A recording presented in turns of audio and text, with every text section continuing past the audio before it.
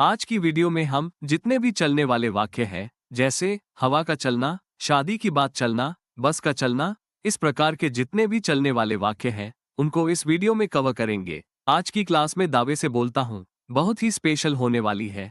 यदि यह क्लास आपने बिना स्किप किए देख ली तो जितने भी चलने वाले सेंटेंस हैं, उनकी इंग्लिश बनाना बहुत ही आसानी से सीख जाओगे। तो बिना समय गवाए वीडियो शुरू करते हैं। तो पहले आता है हवा चलना। हवा चलना के लिए इंग्लिश में ब्लो वर्ब का यूज होता है, जैसे हवा चल रही है तो इंग्लिश होगी द विंड इज ब्लोइंग, हवा चल रही थी। तो इसको इंग्लिश में बनाएंगे द विंड वॉज ब्लोइंग, हवा चलती है। तो इसकी इंग्लिश होगी द विंड ब्लोज।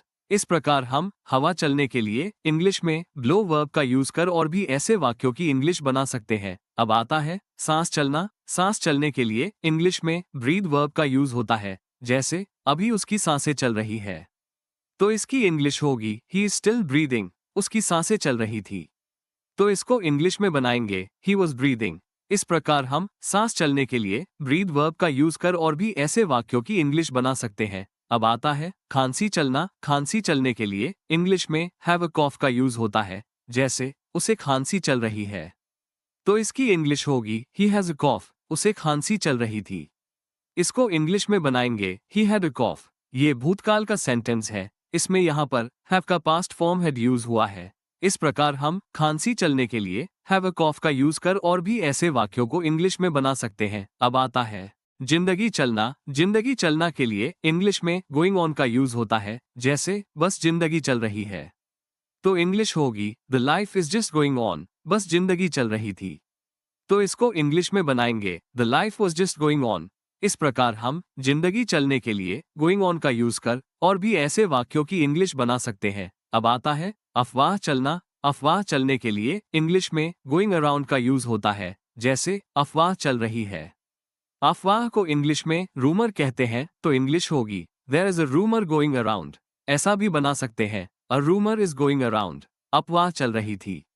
इसको इंग्लिश में बनाएंगे there was a rumour going around. ऐसा भी बना सकते हैं a rumour was going around. इस प्रकार हम अफवाह चलने के लिए गोइंग अराउंड का यूज कर और भी ऐसे वाक्यों की इंग्लिश बना सकते हैं। अब आता है शादी की बात चलना। शादी की बात चलने के लिए इंग्लिश में डिस्कस वर्ब का यूज होता है, जैसे उसकी शादी की बात चल रही है।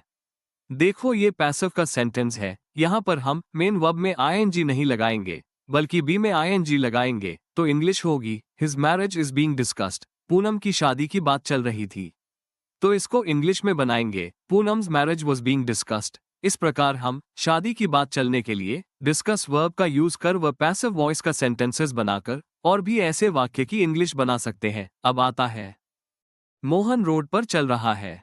इंसानों के चलने के लिए वॉक वर्ब का यूज होता है, तो इंग्लिश होगी Mohan is walking on the road, बस रोड पर चल रही है। वाहनों के चलने के लिए मूव या रन वर्ब का यूज होता है, तो इंग्लिश होगी the bus is moving on the road, train अपने ट्रैक पर चल रही है। तो इसको इंग्लिश में बनाएंगे the train is running on it's track, जहाज पानी पर चल रहा है।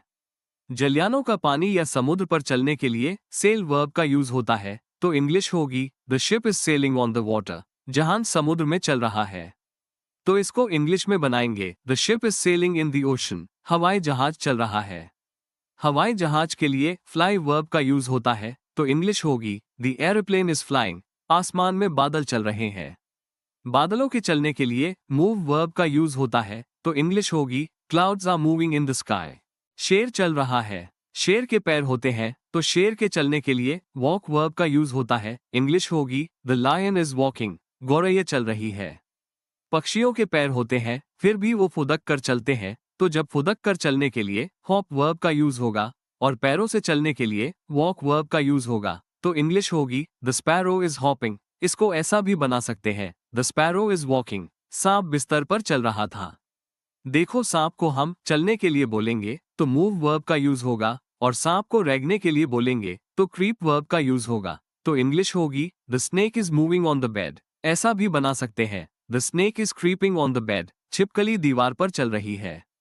छिपकली के पैर भी होते हैं और दीवार से चिपक कर भी चलती है, तो यहाँ पर वॉक या क्रॉल वर्ब का यूज कर वाक्य की इंग्लिश बना सकते हैं। तो इंग्लिश होगी the lizard is crawling on the wall. ऐसा भी बना सकते हैं the lizard is walking on the wall.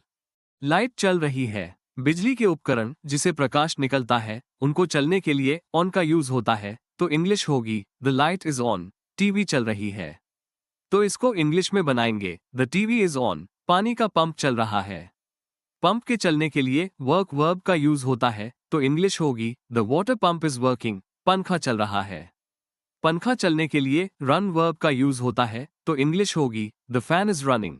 इस प्रकार हमने बारी बारी से हर प्रकार के चलने वाले सेंटेंस की स्टडी की और समझा है। यदि इस क्लास में कोई कंफ्यूजन हो या मन में कोई सवाल हो तो कमेंट करके बताइए। Please support me.